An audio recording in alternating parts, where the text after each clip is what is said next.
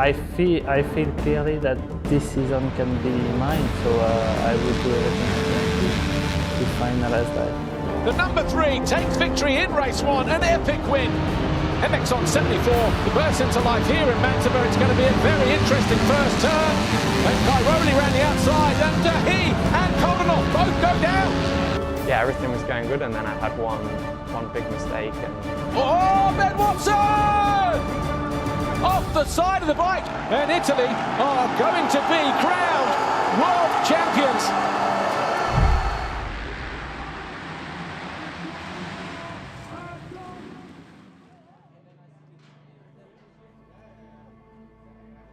The WMX class often struggles for hype and attention. That changed when Courtney Duncan came into the picture. Before Duncan had even stepped foot onto an MXGP track, there was hype, excitement, talk about just how good she is and how good she can be. And she backed all of that up by going 1-1 in her first WMX event. So I got my first bike when I was 7 years of age, and at that point it was kind of, just a hobby and something I did because my friends did. And it wasn't until I was about 12 or 13 I caught it on TV. At the time in New Zealand we had some pretty big superstars like Catherine Pram, Josh Coppins, Ben Townley overseas, killing it on the world stage. And from that point it probably, twisted my arm and made me think that's what I want to do. One day I'm, going to be in that position, and one day I'm going to be going for a world title, and surely enough, 10, 15 years later, here I am. So Duncan now in second position and going after Livia Lancelot. Well, there's been a lot of hype around this young 20-year-old from the South Island in New Zealand. Around the outside, good drive there, and goes through the inside. Great move there from Courtney Duncan, who now leads at the end of the 4th lap, and she goes past Livia Lancelot. Will she be able to get her head down here now and take off at the front of the field? Final turn, checkered flag about to be raised for the first time of the year, and Courtney Duncan picks up 25 points, wins Moto number 1 here in Qatar. Get ready to go racing for the second time here. WMX race 2, round 1 in Qatar. So Duncan leads the way here on the very first lap in WMX race 2. 151, the JCR Yamaha rider from New Zealand, makes it a perfect evening here in Qatar. She double moto wins here at the opening round, and that is a big win for her. Oh, it's bittersweet right now. I'm over the moon. It's been a tough week, and coming in, you don't know what to expect. It's the first time I've ever been to a GP, let alone race 1. So just stoked to be able to be here, and I couldn't have done it without, obviously, my family. My dad's here, well, stepdad's here, and he's been unbelievable this week. Everyone over home's been just behind me so much. Obviously, my team. I raced Courtney when she was on I first saw her ride when she was on a 65, and she lined up in a women's race in Christchurch in New Zealand. And at that time I was leading all of the championships and winning everything. So yeah, she wasn't competitive because she was on a 65. I think I was on a 125 or a 250F. And but I do remember watching her ride and thinking, she's something special. Actually, her last name obviously Courtney Duncan, and she used to have short little hair and looked like a little boy, and we used to think, is it Courtney Duncan or Duncan Courtney? So that was like the inside joke. And but yeah, she's actually, now the way she rides in Europe is probably at 80% or 70% of her ability, because she just wants to finish races now after losing all those championships due to just bad luck, like she's had a photographer walk in front of her. And we've got Duncan, our race leader, is down, and she's taken a hit trying to sort her visor out on her helmet. Yeah, the girls cut the track 1 year, and it's been a disaster. And then she was made to race an MX2 race in France and broke her foot without even crashing, so she's lost a lot of titles through bad luck. And now she kind of just does everything she can to stay on the bike and win the titles rather than go all out there. But when she rides at 100% without worrying about anything else or looking at the bigger picture, she's, I think, even 5, 6, 7 seconds a lap faster. She rides that much toned back now. So when she sets the fastest lap time in time practice in the women's class this year, we know she can do that lap every single lap. That's not one fast lap, that's her pace. When Courtney Duncan finally won a WMX championship in 2019, it wasn't a case of being excited and surprised.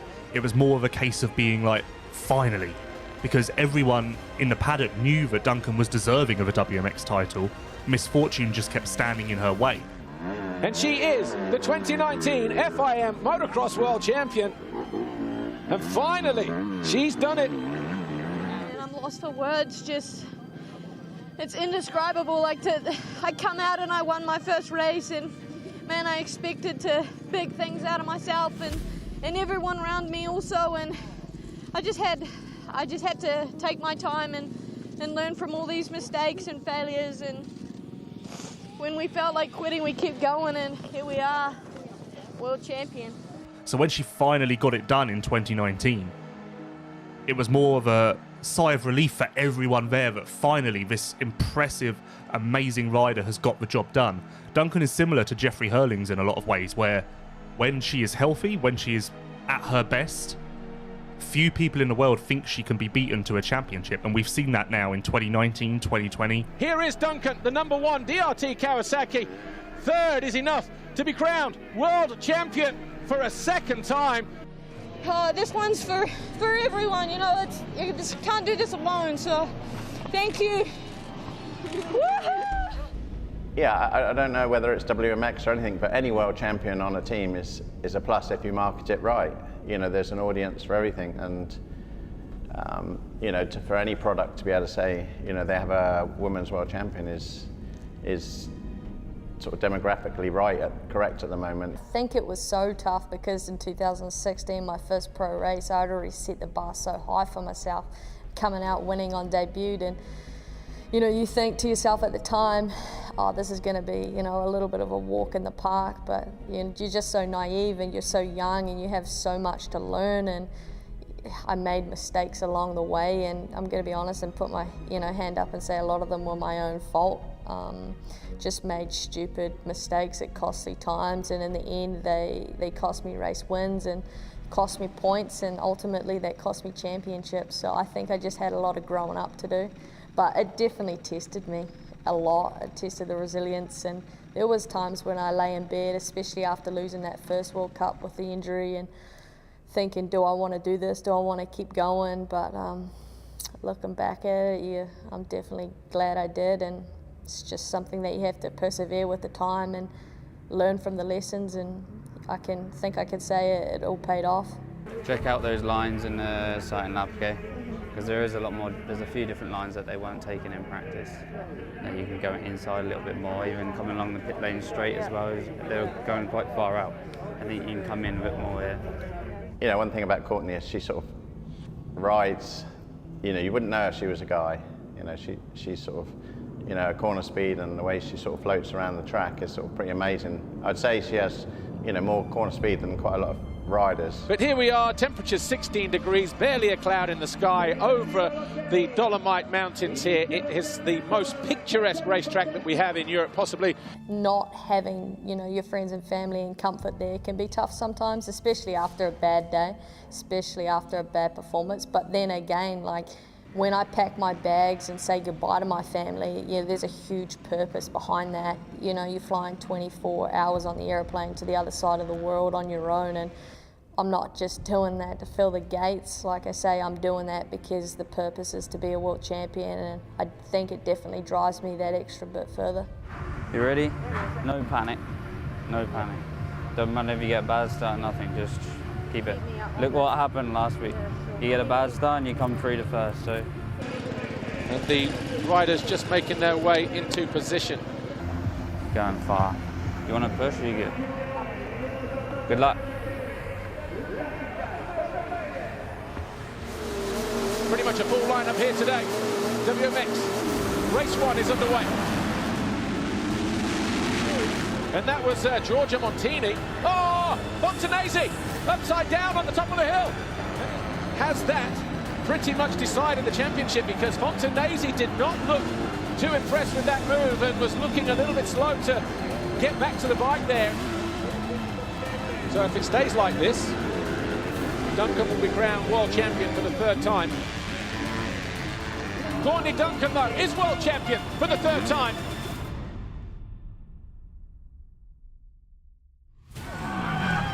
Well, she puts all of that to bed here, and she can celebrate as a world champion for the third successive time. What a feeling, man, to do it 3 times in a row, you know, with the same team, the same brand is, it's amazing. Words don't describe it.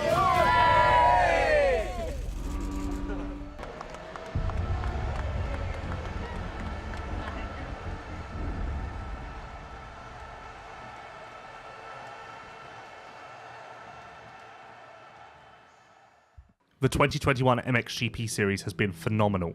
The best ever, you could say. It could have been even better though. We were missing a star in Jeremy Sewer. He was on track, sure, but he dealt with so many obstacles throughout the season, mainly illnesses, sickness, that just stopped him from reaching his highest level until the very end.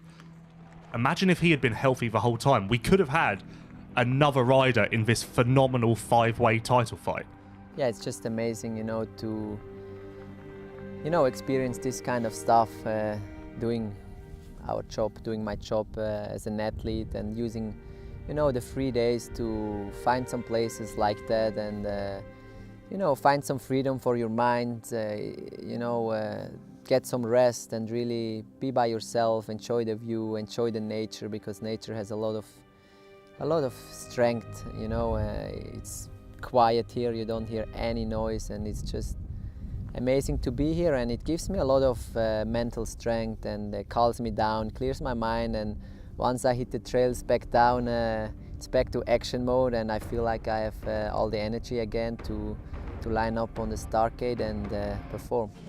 It's a chilly day here in Trentino for this 16th round. Jeremy Sewer as relaxed as ever. He's there in 6th place in the championship, 13 behind Tony Carlo now. If the last 2 rounds have been anything to go by, then we are definitely going to be spoiled by the time we leave. 5 seconds. Who is it going to be that grabs that foxhole shot here? MXGP Race 1. Middle of the gate, it's one of the Yamahas. It's Sewer. He's got his teammate Coldenhoff behind him. Febra's in there as well, so too Prado. Sewer leads the way by 2 seconds over Prado. Coldenhoff trying to go around the outside in third. Geisser fourth. The Monster Energy Yamaha rider in control right from the very first lap. Last race win was race 1 here, the penultimate round last year. The gap all of a sudden coming right down. We are going to have a last lap showdown. It's only 2.2 seconds between Sewer and Febra.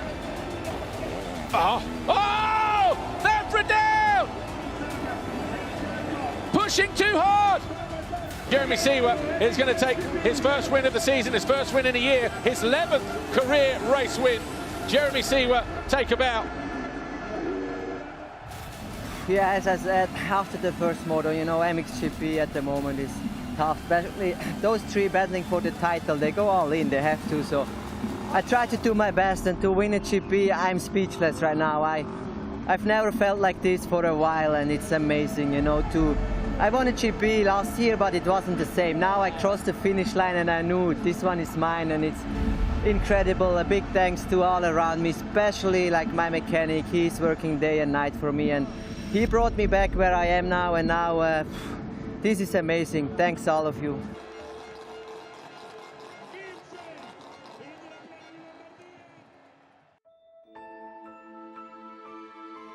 Remember that Maxime Renault was not even a factory rider 1 year ago. He had 1 GP win under his belt. That came in Italy in September 2020. And when he took the 2nd GP win of his career in Great Britain in June of this year, it wasn't a surprise, but it was more a case of everyone thinking, oh, this rider can win the occasional race, the occasional Grand Prix. No one expected this to then become a regular thing. No one expected him to then become a dominant force. If anything, expectations were set at him becoming a podium regular. Quite low in comparison to what he's actually achieved, and now here we are, just a couple of rounds from the end of the championship, and he can win his first MX2 title with 2 rounds to spare. And you can see everybody here enjoying the occasion here at this 16th round.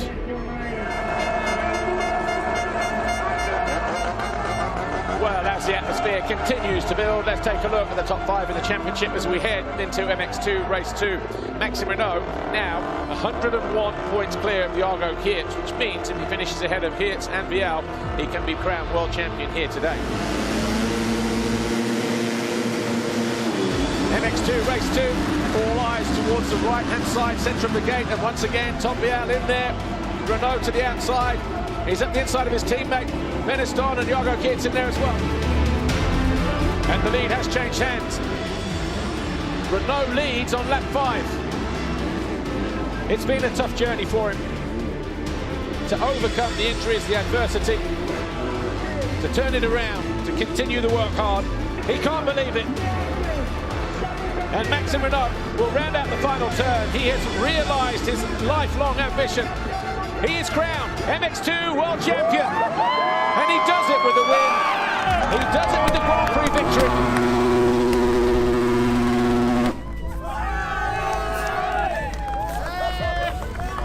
Maxime Renault is an unexpected champion, but not unexpected in the sense that no one thought he could do it. Unexpected in the sense that it happened so quickly. I don't think even Yamaha, the contracts prove it. Yamaha didn't expect him to win this soon. No one did, let alone by such a healthy margin. Winning with 2 rounds to spare is no joke, but that speaks to just how phenomenal he's been this year. I've been through so much tough moments and really big injury a couple of years ago, and could never even dream about that. And now today I'm here, I'm world champion, and yeah, just could make it happen with such a great team with Yamaha, Monster Energy. So I'm just the happiest today.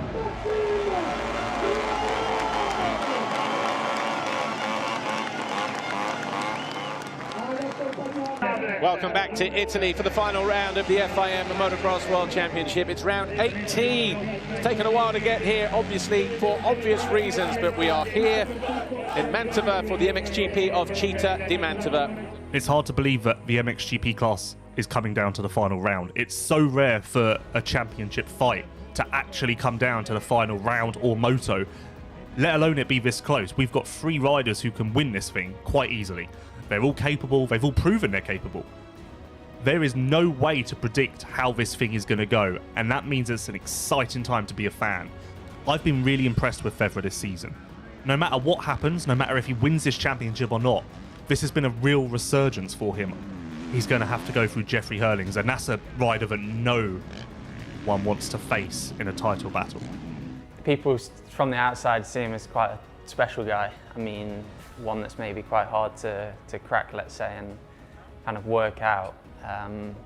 For me, when I was in the 250, I was able to train with him together with Jackie, and yeah, we just got along good. I mean, there was no competition between us, you know, we was in separate classes, and yeah, just had a great friendship actually, and was able to work together really good, you know, on the track, off the track, with cycling. And yeah, I think he's one of those guys for me who is straight.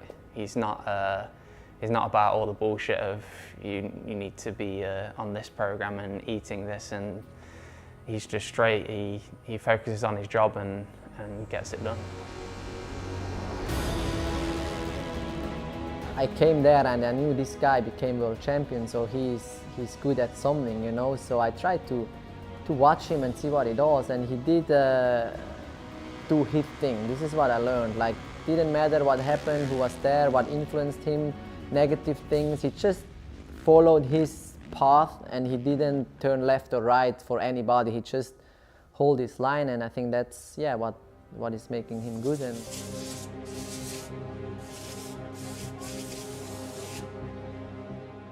talking to other riders about you, they think that your 2 strengths are being mentally strong and also your aggression. Would you agree with that? Yes. Yes, yeah, no, I agree.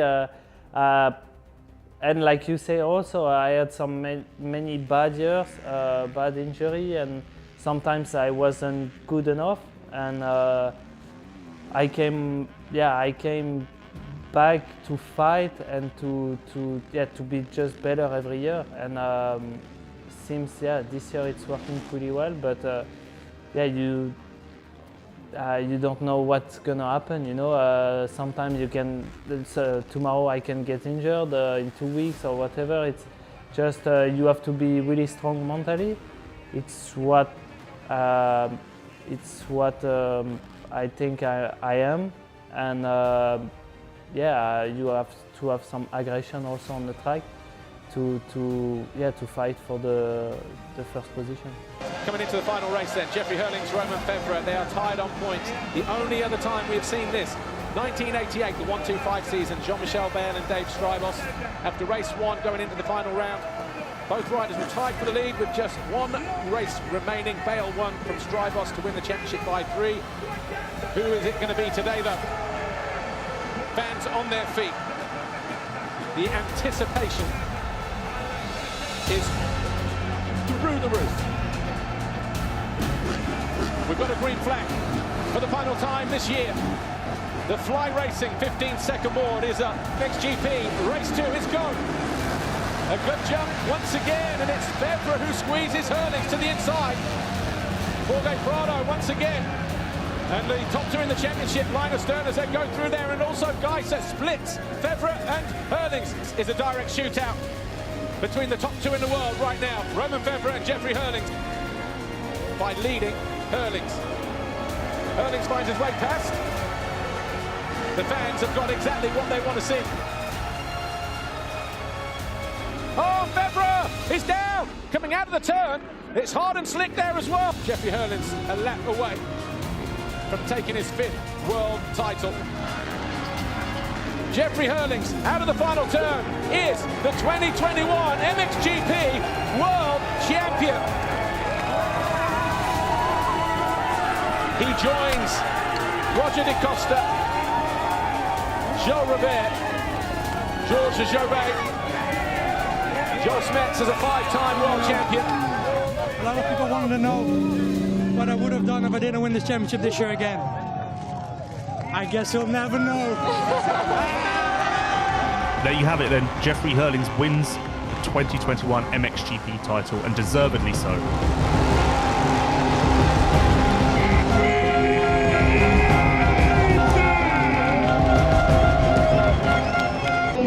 Yeah, I feel mad to myself for sure, but that's racing. It's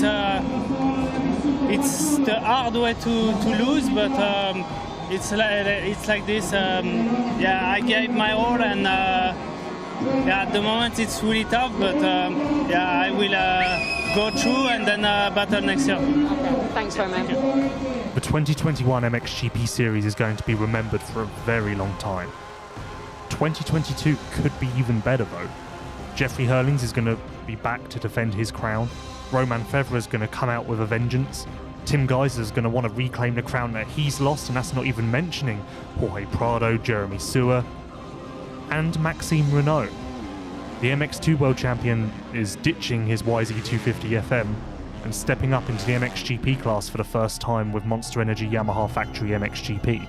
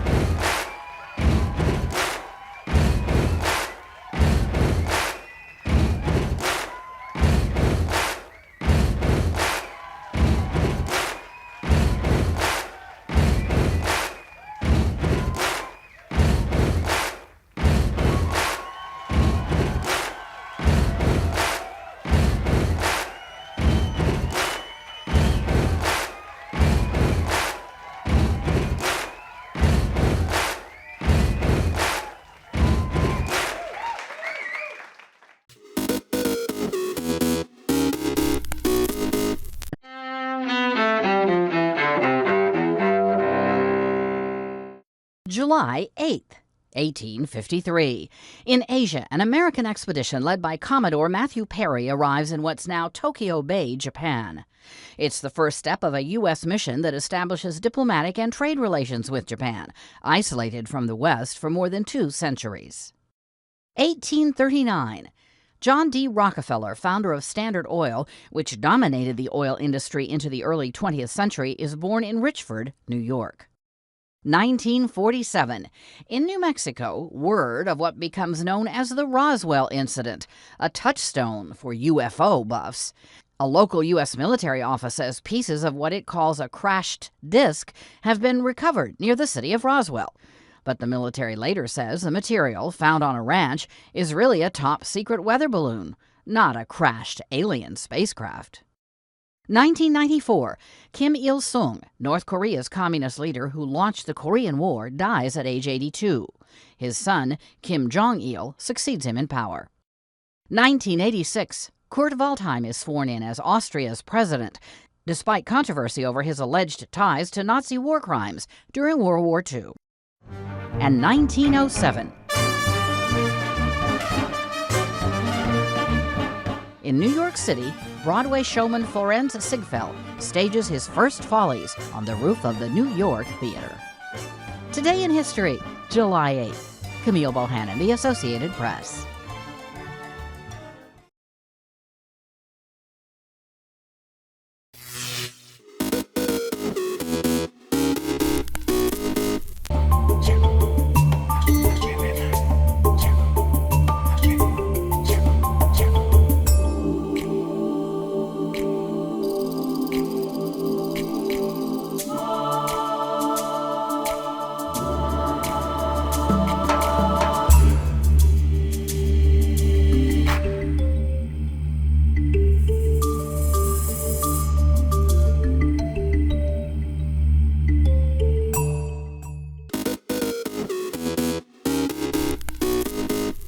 Welcome back in our studio, and in today's news,